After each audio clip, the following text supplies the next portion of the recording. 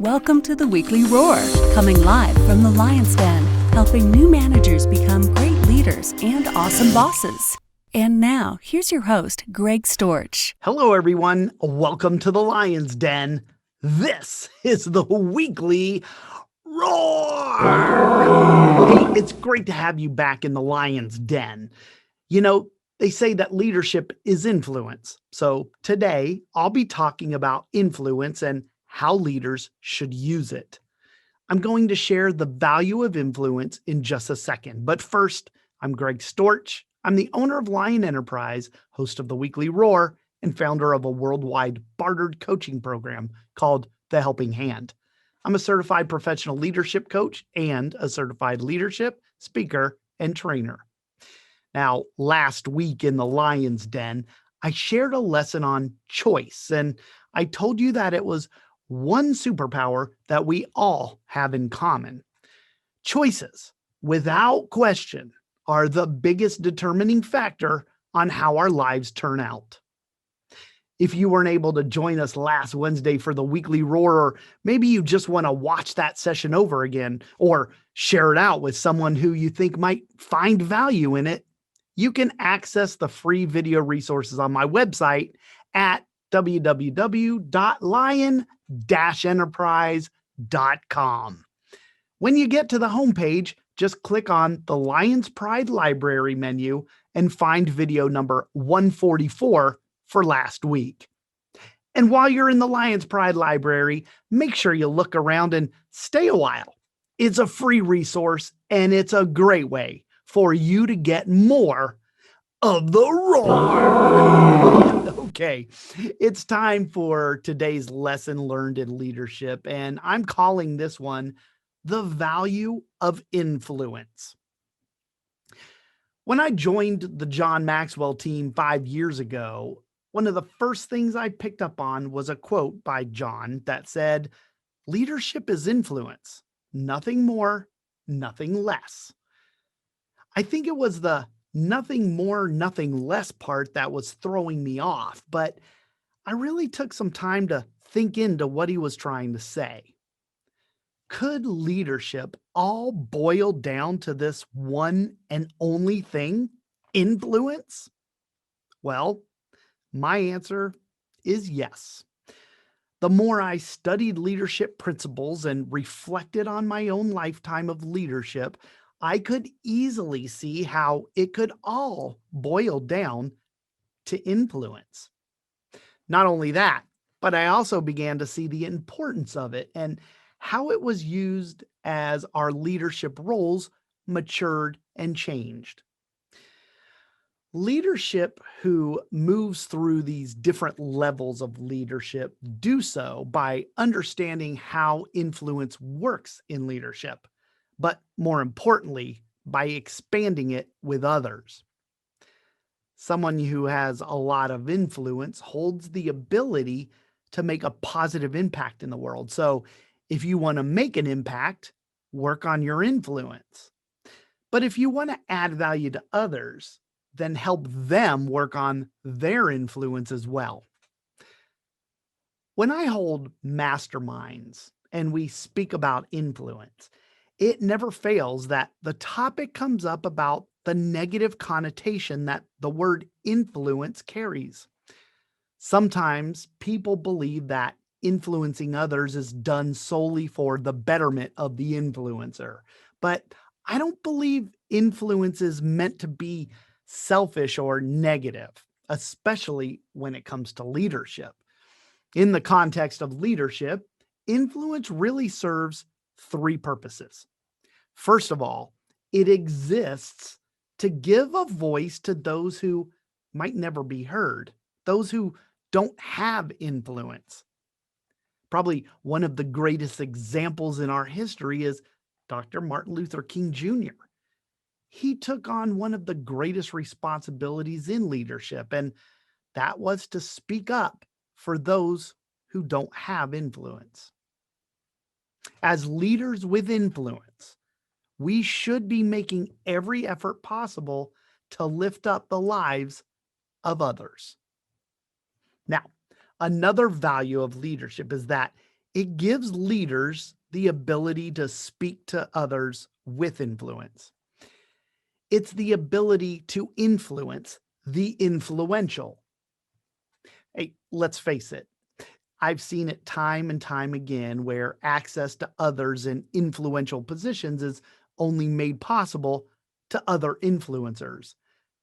When we develop our influence, we gain access to others with influence. It gives us a seat at the table, so to speak. Now, I may not have access to presidents of other nations, but our president does have that access. A good leader will use that influence to make a difference for those who don't have that level of access. And the third purpose of influence is to serve as a tool for leaders to pass on to others. One of our greatest responsibilities as leaders is to develop other leaders. When we do that, there comes a time when we have to help potential leaders build a solid foundation to develop their own leadership. And that's really the crux of what I wanted to talk to you about today.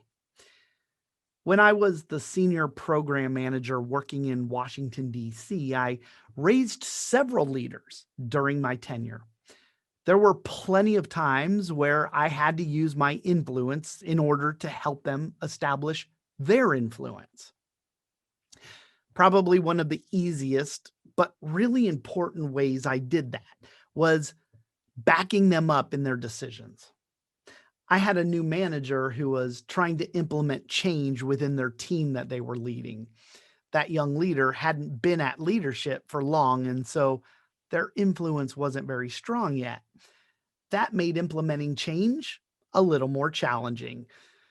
But when I attended one of the meetings with that team and their leader, I made it clear that the leader had my full support. As soon as I did that, the road to change became a lot easier for that new leader. You see, when leaders are just starting out, they haven't developed much of their own influence. That's why it's so important for more established leaders to use their influence to help them as they make their way through the different levels of leadership. I remember as a young enlisted sailor in the Navy, there were many senior leaders who used their influence to help me rise through the ranks. I remember several times in particular when that happened. Sometimes it happened when I was an enlisted sailor, and there were a few other times I distinctly remember after I had been commissioned as an officer. Here's an example. When I applied for my commission, I requested the endorsement of my application from the chief of the Dental Corps of the Navy. He was a two-star admiral who held a lot of influence where the decision would be made on whether or not my application would be accepted. And as a young officer trying to promote to my next rank, I was given a very influential letter by the Commodore of the Second Fleet down in Norfolk, Virginia, as I served with him as his medical planner during Hurricane Katrina.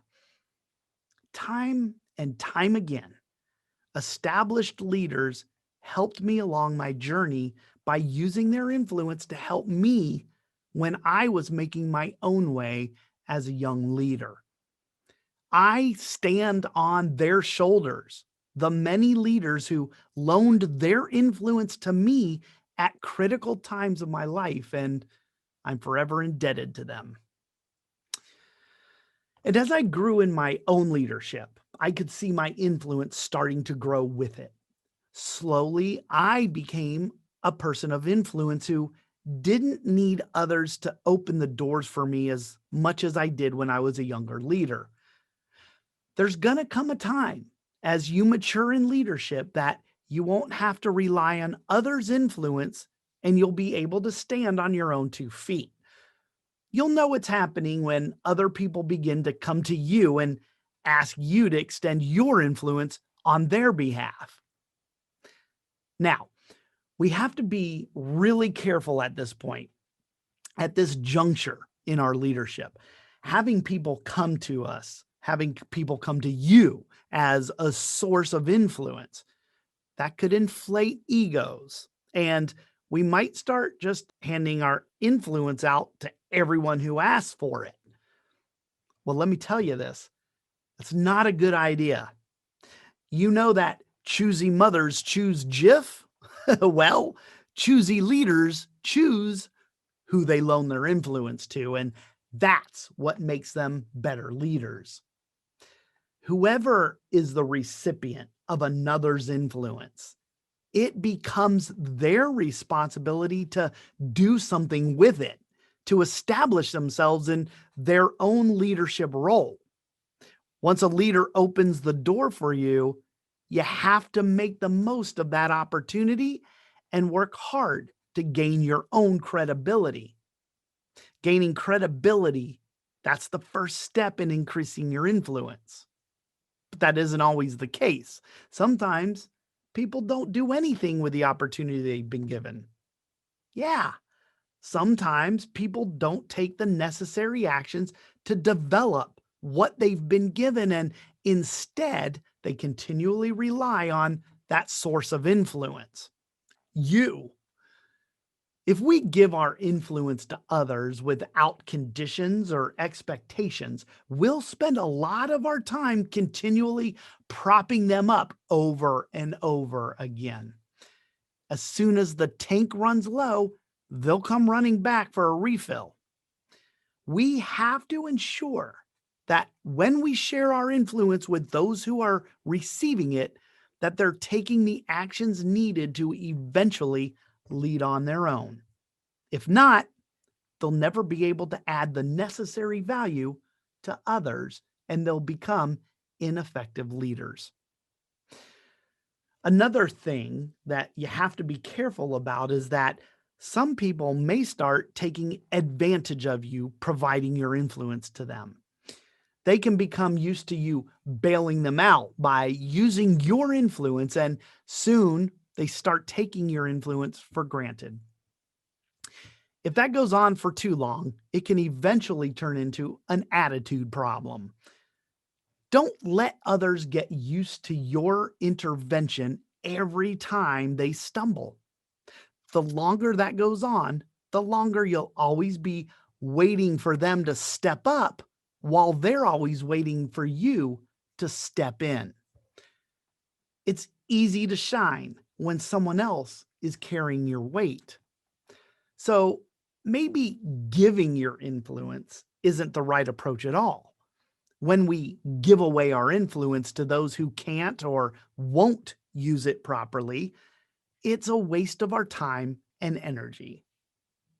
Instead of giving your influence away, start thinking of it as loaning out your influence. Think of it as an investment. When you invest your money, you certainly expect a return on that investment, right?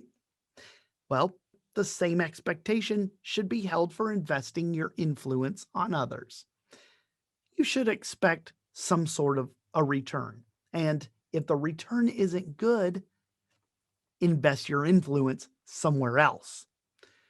As you increase your influence as a leader, your reliance on using others' influence to help you will decrease, and the reliance on your influence to help others will increase. So, if you get into the practice of loaning your influence, here are some tips that are going to help you to do it more effectively. All right, here we go. First, think of loaning your influence like loaning money. Not everyone is going to get the loan. They have to qualify for it, just like they would have to qualify for a loan through the bank. So instead of just handing out your influence all willy-nilly, do some homework. Qualify the person first. Who are they? What are their values? Are they a person of good character? Why do they need your help? And better yet, what is their plan for using the investment? Just like at a bank, you should know when the loan will be paid and what results you should expect. Think of it like interest accrued on the loan. You expect to make so much money off the loaning of that money.